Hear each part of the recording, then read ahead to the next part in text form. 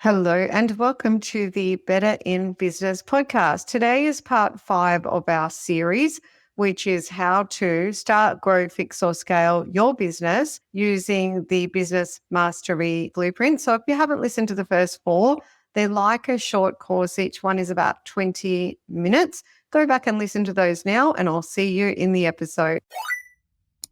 You've tuned into the Better in Business podcast, and I'm your host, Jeannie Savage. I'm a multi-award winning business veteran and head of the Strategic Bookkeeper Network. My network of strategic bookkeepers is dedicated to helping entrepreneurs do better in business. This podcast aims to challenge your thinking. If you're not thinking the right way, how can you act the right way? Each episode will dive into key drivers of success, which I also call the rules of the game. Learn the rules and play to win. Let's go. I like to start every episode by reminding you that it is globally recognized that pillar number 1 for success is up-to-date, accurate bookkeeping, which is the only way you can see how your business is performing in terms of profit and cash. If your books aren't right up to date, visit betterinbusiness.global, drop me a line and I'll connect you with a certified strategic bookkeeper. Fire your bookkeeper and hire a strategic bookkeeper. Bookkeeping is a cost, whereas strategic bookkeeping is an investment that averages a 10x return on the fees. Before we dive into today's episode, I want to quickly let you know that I'll soon be running a brand new series of workshops on how to start, grow, fix, or scale your business. In these sessions, you can expect to get real education. We'll diagnose the problems in your business, uncover the mistakes that might be holding you back, and most importantly, I'll show you how to scale in a way that's rock solid so that your business gives you both the income and time freedom you want and deserve. This isn't theory. I've got decades of experience scaling my own businesses and helping others do the same.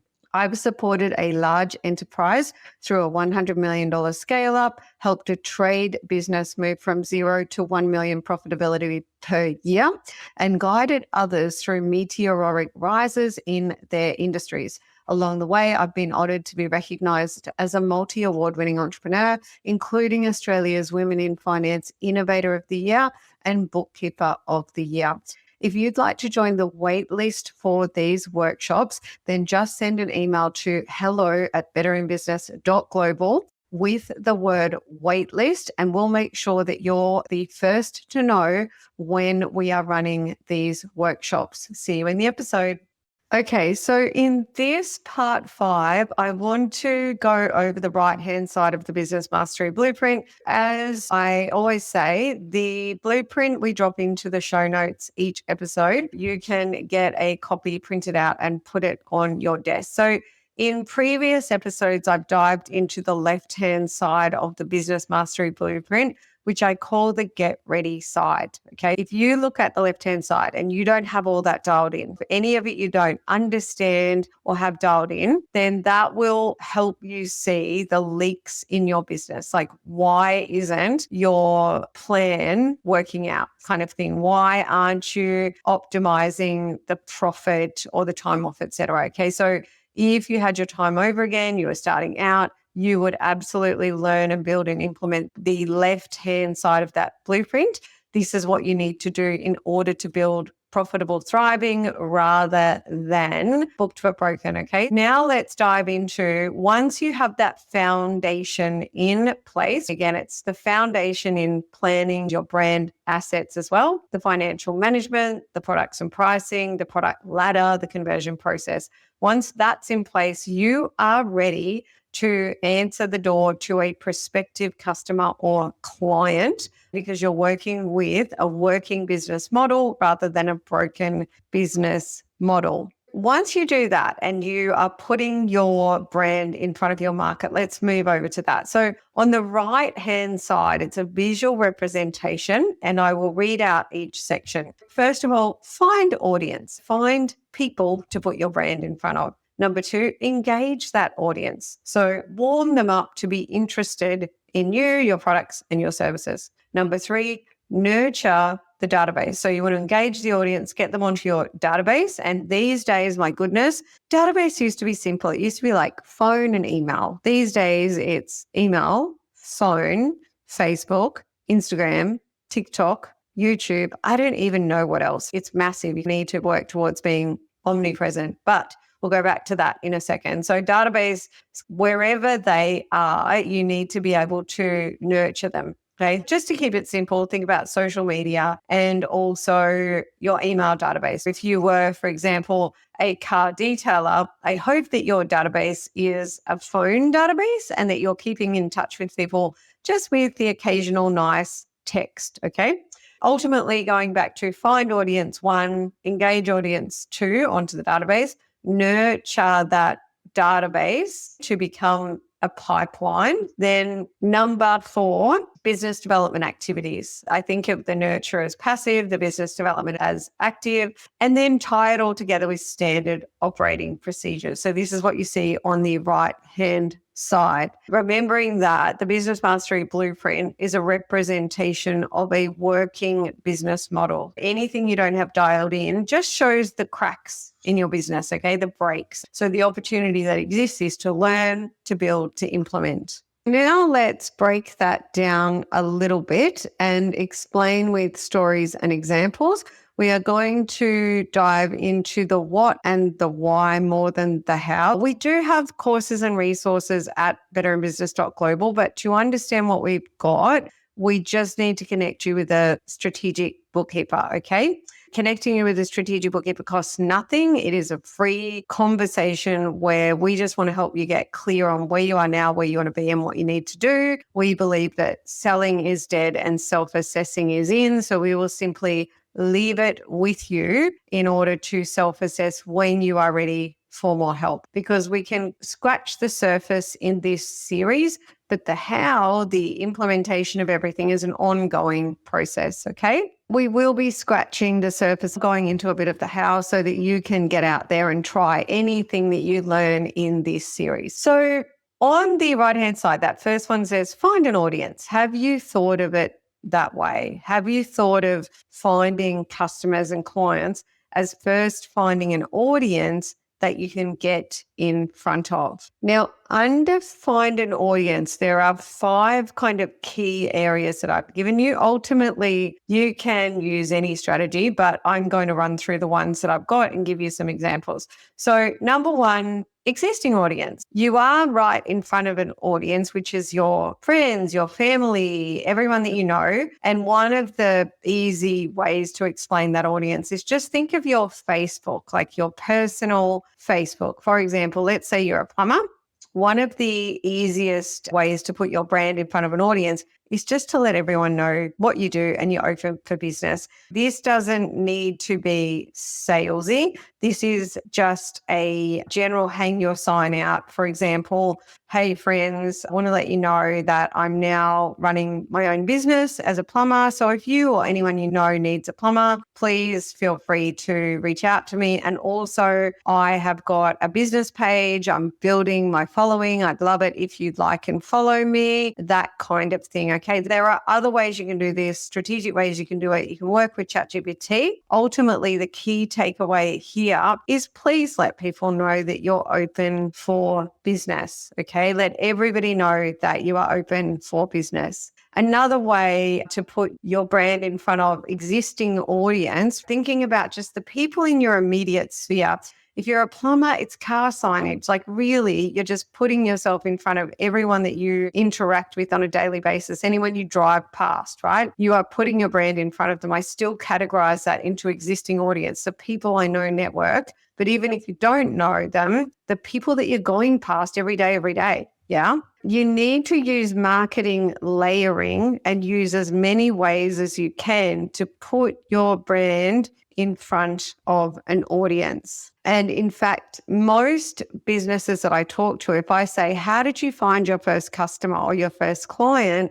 It's someone they knew. An existing audience is an inch wide and a mile deep, meaning you can keep going into that strategy and finding new layers, okay? Example, working with an entrepreneur recently in real estate that was a startup, just getting her business social media up, let everyone know on her personal social media that she was open for business, let people know that she was running some events to help people with understanding real estate, how to buy, how to sell, the benefits, etc., on her personal as well as her business, inviting everybody in her network on Facebook to follow her page, has generated a pipeline that continues to come out as inquiries. And in real estate, you don't need a lot of sales. You only need a small amount of sales to be hitting pretty good revenue and profit targets, right?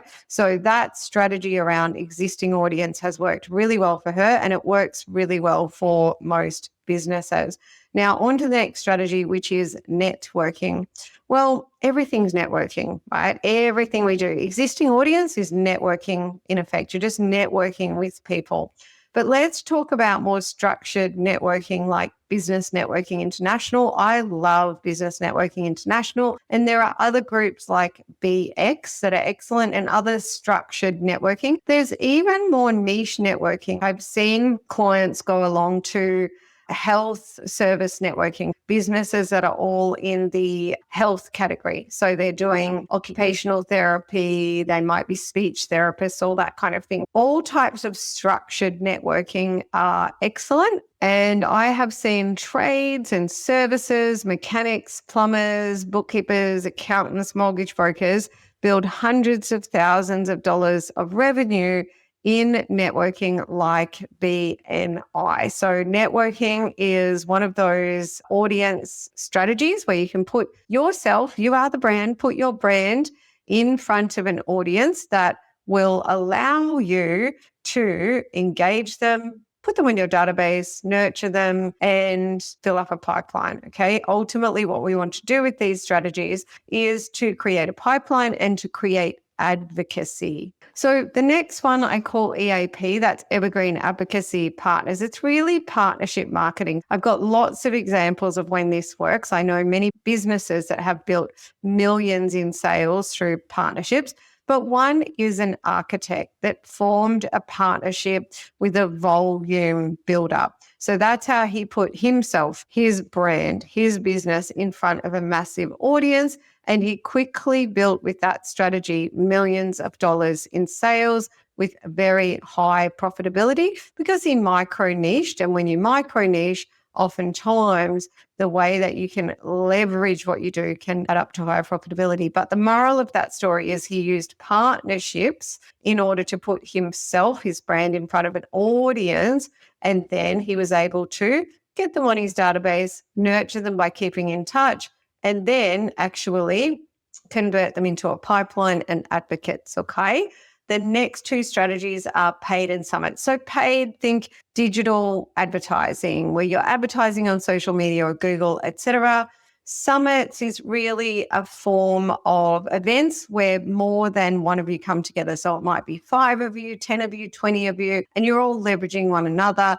And you can leverage into one another's lists as well by providing value to an audience together, okay? Now, there are other ways that you can put yourself in front of an audience, telemarketing, anything you like. Ultimately, beyond that, because that alone is not going to do a lot, you'll be on the seesaw of win the work, do the work. If you don't use your product ladder, particularly your nurture assets, in order to get them on your database. So let's use an example. Let's say an electrician was on Facebook on his personal page and he said, "Hey friends, it is winter and I want to tell you 3 signs that you are going to have a whopping electricity bill at the end of winter because of your heating, and how you could potentially very easily stop that from happening if you take quick action, and you could sign up to receive those 3 signs," right? So that's a really quick example of a nurture asset that will get people onto your database that then you can just simply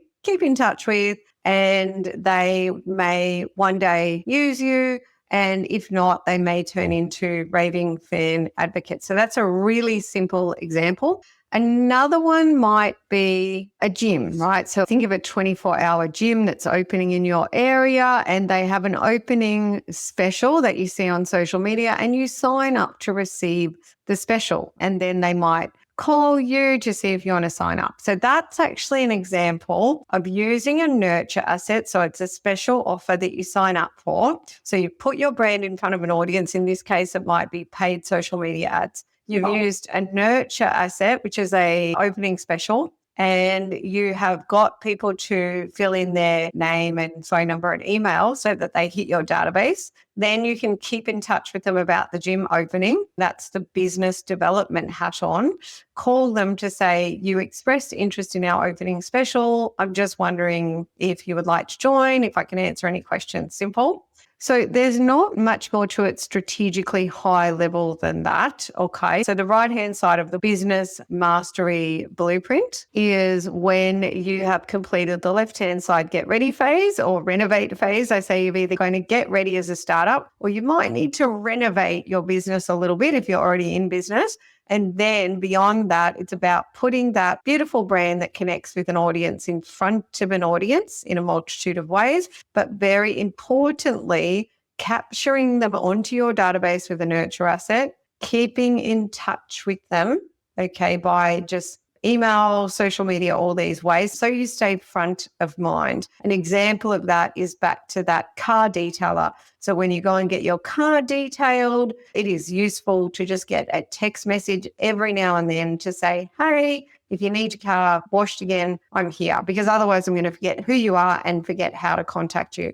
So this stuff is smart marketing that I also call the diamonds at your feet. The key is keep in touch with them. And then beyond that, there's often a business development activities that happen, just like the gym, calling the person on the database. And sometimes that is helpful and useful and valuable to your market to do that for them. And actually that happened the other day when I signed up. So I did exactly that. There was something popped up and it was a hyperbaric chamber, which is a health thing, and I quite like them. And it was an opening special. Sign up and we'll tell you about our special and you'll get the opportunity to do it. Did that. Joined the database, and then someone called me a few days later and said, would you like to book in? Okay, so that's a great example. And then the very last part of that right-hand side, just tying everything together with systems and processes, standard operating procedures. And why do we have standard operating procedures? Quality and process, right? But the way I like to think of it is that promises kept is really the beating heart of your business. Your promise is kind of like a service level agreement. If I'm a plumber, I'm going to do this service for you at this price, and I know your expectations are X, and I'm going to over deliver by 1%. Okay, so the beating heart of your business should be the promise around your product or your service and over delivering by 1%. If you were to go out and order a Mercedes tomorrow, they would tell you that you were going to get it in 3 months, but you would get it in 2 months, because Mercedes knows the importance of surprising and delighting and over delivering. So if you under deliver on your product or your service, even by 1%, your business is having a heart attack. Okay. So remember in the last episode, I said that your net promoter score, your score around your client or your customer satisfaction, is the most important metric in your business. And that's because promises kept is the beating heart of your business. And if promises kept is the beating heart, communication is like the veins that the blood flows through. And the two are intrinsically linked. Like your ability to communicate the product or service that you are going to deliver in the right way is linked to the expectation that your customer or client has. In my opinion, when it comes to standard operating procedures, the two big standouts that actually nobody ever talks about is promises kept and communication. And I call communication a secret marketing weapon. Your ability to learn to communicate incredibly effectively in your business with your market, with your prospects, with your customers and clients is central to your business working. Now, that is a wrap on this episode. I'm actually going to do one more in this series. So it'll be a 6-part series where we're going to look at the summaries, key takeaways, and how to take action next. And so I'll see you in the next episode. I hope you enjoyed that episode as much as I enjoyed recording it. I would love to help you start doing better in business right now by giving you a free little ebook. It's a how-to guide. It's called The 7 Deadly Cash Flow Sins. And also I've developed a business health check for you. It's super high value. Both are available at betterinbusiness.global. If you would like to fire your bookkeeper and hire a strategic bookkeeper to start enjoying a return on investment and get the support you need to optimize your business cash and profit and time wealth, simply visit betterinbusiness.global, drop me a line and I'll connect you with a certified strategic bookkeeper near you. I'll see you in the next episode.